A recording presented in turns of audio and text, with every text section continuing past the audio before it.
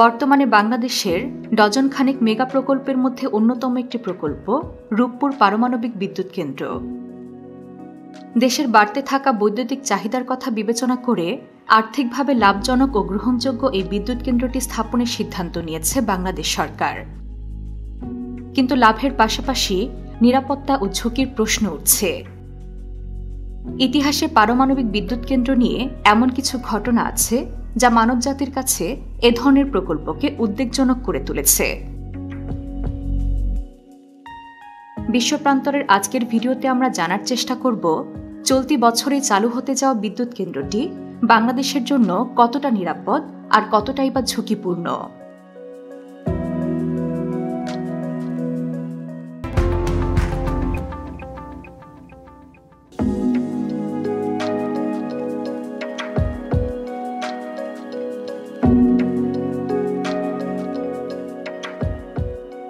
রাশিয়ার প্রযুক্তি ও আর্থিক সহযোগিতায় পাবনার ঈশ্বরদীর রূপপুরে নির্মিত হচ্ছে বাংলাদেশের প্রথম পারমাণবিক বিদ্যুৎ কেন্দ্র। রূপপুর পারমাণবিক বিদ্যুৎ কেন্দ্রটি ২৪০০ মেগাওয়াট বিদ্যুৎ উৎপাদনে সক্ষম। ২০১৩ সালের ২রা অক্টোবর এর প্রথম পর্যায়ে নির্মাণ কাজ শুরু হয়। তবে জেনে অবাক হবেন, এই রূপপুরেই স্বাধীনতা পূর্ব ১৯৬১ সালে পারমাণবিক বিদ্যুৎ কেন্দ্র নির্মাণের উদ্যোগ নেওয়া হয়। পরবর্তীতে পাকিস্তান সরকার সেই প্রকল্পটিকে বাতিল করে দেয়। বর্তমানে বিদ্যুৎ কেন্দ্রটি নির্মাণের দায়িত্বে আছে রাশিয়ার পারমাণবিক বিদ্যুৎ সংস্থা রোসাটম স্টেট অ্যাটমিক কর্পোরেশন। এই পারমাণবিক বিদ্যুৎ কেন্দ্রটি বাংলাদেশকে ৫০ বছর ধরে বিদ্যুৎ সরবরাহ করতে সক্ষম। যথাক্রমে ২০২১ ও ২২ সালে নির্মাণাধীন পারমাণবিক বিদ্যুৎ কেন্দ্রের প্রথম এবং দ্বিতীয় রিঅ্যাক্টর প্রেসার ভেসেল বা চুল্লি উদ্বোধন হয়ে গেছে। পরমাণু বিজ্ঞানীরা এই রিঅ্যাক্টর বা চুল্লিকে পারমাণবিক বিদ্যুৎ কেন্দ্রের হার্ট বা হৃৎপিণ্ড বলে থাকেন। এই প্রকল্প থেকে বিদ্যুৎ উৎপাদন শুরু হবে আগামী বছর। তবে এর আগে চলতি বছরের অক্টোবর মাসে বিদ্যুৎ কেন্দ্রটি পরীক্ষামূলকভাবে চালু করা হবে। বিদ্যুৎ কেন্দ্রটি নির্মাণে প্রাথমিক ব্যয় ধরা হয়েছে ১,১৩,০০০ কোটি টাকারও বেশি। এত টাকা খরচ করে পরমাণু বিদ্যুৎ উৎপাদন কেন্দ্র তৈরি করে লাভ কি শুধু ২৪০০ মেগাওয়াট বিদ্যুৎ, নাকি এর বাড়তি কোনো সুবিধা রয়েছে? প্রথমেই বলে রাখি, বিদ্যুৎ কেন্দ্রটি সম্পূর্ণভাবে চালু হলে আশা করা যাচ্ছে বাংলাদেশে লোডশেডিংয়ের মতো গুরুতর সমস্যার নিরসন হবে। কারণ এর জ্বালানি হচ্ছে ইউরেনিয়াম। ১ লাখ কেজি কয়লা দিয়ে যে বিদ্যুৎ উৎপাদন করা যায়, ঠিক একই পরিমাণ বিদ্যুৎ পেতে ১ কেজি ইউরেনিয়াম জ্বালানি যথেষ্ট। ফলে বিদ্যুতের নিশ্চয়তা বাড়ছে কয়েক গুণ বেশি। পারমাণবিক বিদ্যুৎ কেন্দ্রের ফলে দেশের জিডিপির মানও বাড়বে ২%। এছাড়াও বিদ্যুৎ কেন্দ্রটির আশেপাশের এলাকায় ২০,০০০ মানুষের নতুন কর্মসংস্থান সৃষ্টি হবে, জীবনযাত্রার মানের উন্নতি ঘটবে এবং প্রচুর পরিমাণে দেশি বিদেশি বিনিয়োগ আসবে।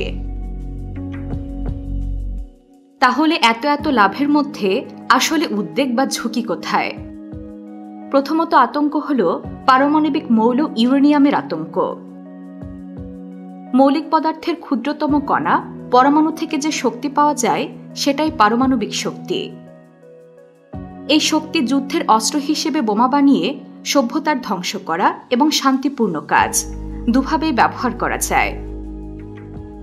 বর্তমান বিশ্বে শান্তিপূর্ণ কাজে ব্যবহারের জন্য বিদ্যুৎ উৎপাদনে পারমাণবিক শক্তির ব্যবহার স্বীকৃত হলেও তাতে থাকে সমস্যা ও বিপদের আশঙ্কা। পরমাণু থেকে শক্তি উৎপাদনে বর্তমানে ফিশন প্রক্রিয়ায় পারমাণবিক শক্তি উৎপাদন হয়। এই ফিশন প্রক্রিয়ায় পারমাণবিক শক্তি উৎপাদনের জন্য অনেক পানির প্রয়োজন হয়। সেজন্য সাধারণত পানির উৎস সংলগ্ন নিরাপদ এলাকায় পারমাণবিক বিদ্যুৎ প্রকল্প নির্মাণ হয়ে থাকে। পাকিস্তান আমলে সে কারণেই পদ্মা নদীর অবাধ প্রবাহ সংলগ্ন রূপপুরে এই প্রকল্পের স্থান নির্বাচন করার কথা হয়। কিন্তু ভারত সরকার ফারাক্কা বাঁধ নির্মাণ করে উজানের পানি ব্যবহারের কারণে বাংলাদেশের পদ্মা নদীর স্বাভাবিক পানি প্রবাহ বন্ধ হয়ে মৃতপ্রায় নদীতে পরিণত হয়। ২০০০ মেগাওয়াট বিদ্যুৎ কেন্দ্রের বিভিন্ন যন্ত্রপাতি ঠান্ডা করার জন্য কুলিং টাওয়ারের মেকআপ ওয়াটার আর সার্ভিস কুলিং ওয়াটার মিলে পদ্মা নদী থেকে সর্বক্ষণ পানি তুলতে হবে ৩৪৫ কিউসেক।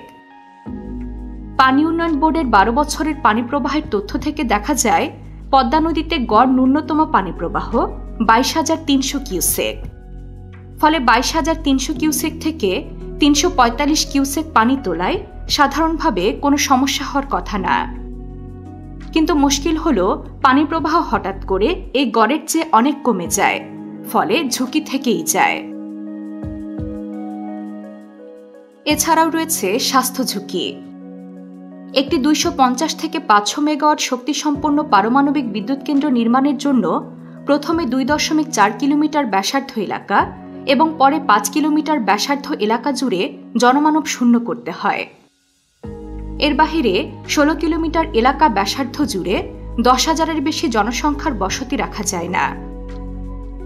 আন্তর্জাতিক পারমাণবিক শক্তি সংস্থার নির্ধারিত এই নিয়ম অনুযায়ী রূপপুরে ২৪০০ মেগাওয়াট শক্তিসম্পন্ন বিদ্যুৎ কেন্দ্র নির্মাণে কি পরিমাণে জমি অধিগ্রহণ করতে হবে তা সহজে অনুমান করা যায়। অনেকেই ধারণা করছেন এই প্রকল্পের ফলে পাবনা, কুষ্টিয়া এবং নাটোর জেলাব্যাপী প্রায় ৩০ কিলোমিটার ব্যাসার্ধের বিশাল অঞ্চলের প্রায় ১/২ কোটি মানুষকে ভয়াবহ স্বাস্থ্য ঝুঁকির মধ্যে ফেলে দেবে। এছাড়াও নতুন যন্ত্রপাতি বিকল হওয়ার একটা আশঙ্কা তো থাকেই। প্রযুক্তির ইতিহাসই এরকম যে প্রাথমিক পর্যায়ে নতুন যন্ত্রপাতি মারাত্মকভাবে ব্যর্থ করে। ১৮ শতকে বাষ্পীয় ইঞ্জিন নিয়ে যারা কাজ করতেন তাদের অনেককেই বয়লার বিস্ফোরণের শিকার হতে হয়েছে। ১৯৮৬ সালে সোভিয়েত ইউনিয়নে চেরনোবিলে জেনারেশন 1 রিঅ্যাক্টর ব্যবহার করা হয়েছিল। দুর্ঘটনার পর বলা হয়েছিল রিঅ্যাক্টরের ত্রুটিপূর্ণ ডিজাইনের কারণেই চেরনোবিলে দুর্ঘটনা ঘটেছে। এরপর আধুনিক জেনারেশন 2 এর ক্ষেত্রে বলা হয়েছিল এই প্রযুক্তির পারমাণবিক রিঅ্যাক্টর জেনারেশন 1 এর ত্রুটি থেকে মুক্ত। কিন্তু দেখা গেল আধুনিক নিরাপত্তা ব্যবস্থার সকল প্রতিশ্রুতি ভুল প্রমাণিত করে ২০১১ সালে প্রযুক্তির সারিতে সামনে থাকা জাপানের ফুকুশিমায় ভয়াবহ পারমাণবিক দুর্ঘটনা ঘটে গেল। এবার বলা হচ্ছে জেনারেশন 3 এর পারমাণবিক রিঅ্যাক্টরের ডিজাইন আরও উন্নত ও ত্রুটিমুক্ত। পারমাণবিক রিঅ্যাক্টর যখন কাগজে কলমে থাকে কিংবা পরীক্ষামূলক পর্যায়ে থাকে তখন নিরাপদই থাকে, দুর্ঘটনা ঘটার কোনো আশঙ্কাই তখন থাকে না। কিন্তু বাস্তব ক্ষেত্রে এমন সব অপ্রত্যাশিত পরিস্থিতি তৈরি হয় যেগুলো ডিজাইন করার সময় হয়তো বিবেচনায় ছিল না। ফলে প্রযুক্তিগতভাবে নিরাপদ রাখার শতচেষ্টার পরেও দুর্ঘটনা ঘটে যায়। এত কিছুর পরও রয়েছে পারমাণবিক কেন্দ্রে ব্যবহৃত নিউক্লিয়ার ফুয়েল থেকে তেজস্ক্রিয়তা ছড়ানোর ঝুঁকি। পারমাণবিক বর্জ্য ধ্বংস বা সংরক্ষণ করার ক্ষমতা সব দেশেরই নেই এবং এটি উৎপাদন কেন্দ্র নির্মাণের মতোই জটিল। এসব বর্জ্য ১ লাখ বছর পর্যন্ত রেডিয়েশন ছড়াতে পারে। তাই বিশেষ পদ্ধতিতে এটি পরিবেশ ও মানুষের নাগালের বাহিরে রাখতে হয়।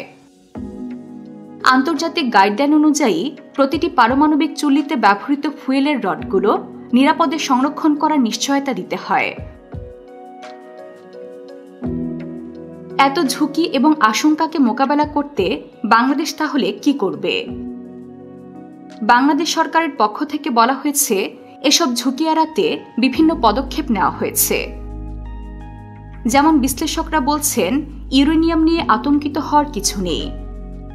মনে রাখতে হবে এটি পারমাণবিক বোমা নয়, এটি একটি পারমাণবিক বিদ্যুৎ কেন্দ্র।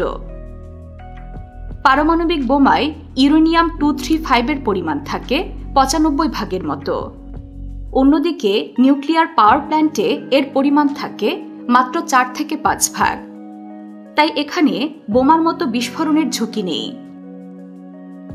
বর্তমান বিশ্বের ৩০টি দেশে প্রায় ৪৪৯টি পারমাণবিক বিদ্যুৎ কেন্দ্র রয়েছে। ২০২৫ সাল নাগাদ বাংলাদেশ সহ আরও ২৭টি দেশে ১৭৩টি পারমাণবিক কেন্দ্র স্থাপনের প্রক্রিয়া চলছে। স্বাস্থ্য ঝুঁকির ক্ষেত্রেও নেওয়া হয়েছে বিশেষ পদক্ষেপ। তথ্য অনুযায়ী রুশ প্রতিষ্ঠানের সঙ্গে চুক্তিবদ্ধ হয়ে আন্তর্জাতিক মানদণ্ড মেনেই বাংলাদেশ বিশ্বের 33তম দেশ হিসেবে নিউক্লিয়ার ক্লাবের সদস্য হয়েছে। তেজস্ক্রিয়তা থেকে সুরক্ষায় নেওয়া হয়েছে 5 স্তর বিশিষ্ট নিরাপত্তা ব্যবস্থা, অর্থাৎ 300 মিটার রেডিয়েশনের বাহিরে কোনোভাবেই তেজস্ক্রিয় পদার্থ ছড়াবে না, এমনটাই দাবি তাদের। অতিরিক্ত তাপমাত্রায় রিঅ্যাক্টর গলে গেলেও থাকছে বিশেষ নিরাপত্তা বেষ্টনী। সুরক্ষার 5ম স্তরে কন্টেনমেন্ট বিল্ডিং, অর্থাৎ কংক্রিটের দেয়াল এমনভাবে তৈরি করা হয়েছে যেখানে ঘণ্টায় প্রায় 450 মাইল বেগে ছুটে আসা 5.7 টন পর্যন্ত ওজনের বিমানের আঘাতেও এটি অক্ষত থাকবে। এছাড়া এটি রিক্টার স্কেলে 9 মাত্রা পর্যন্ত ভূমিকম্প সহনীয়। এমনকি ঘণ্টায় 125 মাইল গতিবেগের শক্তিশালী টর্নেডোর আঘাতেও ক্ষতি হবে না। এখানেই শেষ নয়, বিগত 100 বছরে এ অঞ্চলের পানির উচ্চতা 14.32 মিটারের বেশি হয়নি। তবুও নিরাপত্তার কথা ভেবে এই কেন্দ্রের উচ্চতা 19 মিটার করা হয়েছে।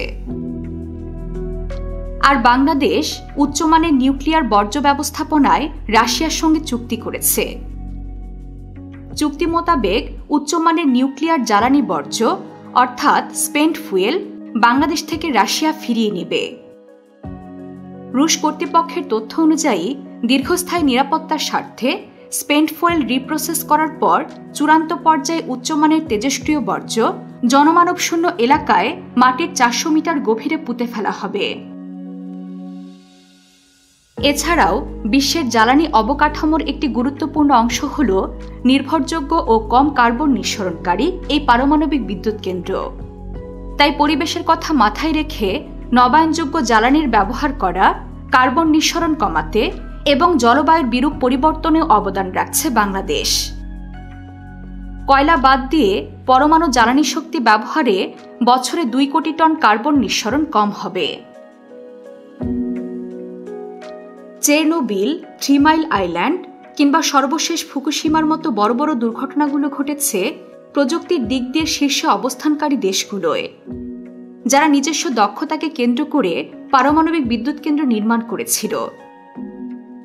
আর আমাদের মতো দেশে, যেখানে কলকারখানা থেকে শুরু করে সড়ক মহাসড়ক সর্বত্র দুর্ঘটনা প্রতিরোধ ও নিয়ন্ত্রণে প্রাতিষ্ঠানিক দুর্বলতা প্রকট, এমন অবস্থায় সেখানে পারমাণবিক বিদ্যুৎ কেন্দ্রের মতো একটি অত্যন্ত সংবেদনশীল প্রযুক্তি নিয়ে সকল সচেতন ও সুশীল সমাজের জনমনে উদ্বেগ তৈরি করবে, এটাই স্বাভাবিক। তবে অন্যান্য দেশেও অনেক প্রকার ঝুঁকি নিয়ে চলছে পারমাণবিক বিদ্যুৎ কেন্দ্র। আমরা শুধু আশা করতে পারি নিরাপত্তার খাতিরে নেওয়া পদক্ষেপগুলো যেন ঠিকঠাক চলে এবং বাংলাদেশ যেন চেরনোবিল কিংবা ফুকুশিমার মতো উদাহরণ না হয়ে যায়। বিশ্বের নানা প্রান্তে ছড়িয়ে থাকা এমন জানা অজানা তথ্য জানতে সাবস্ক্রাইব করুন বিশ্বপ্রান্তরে।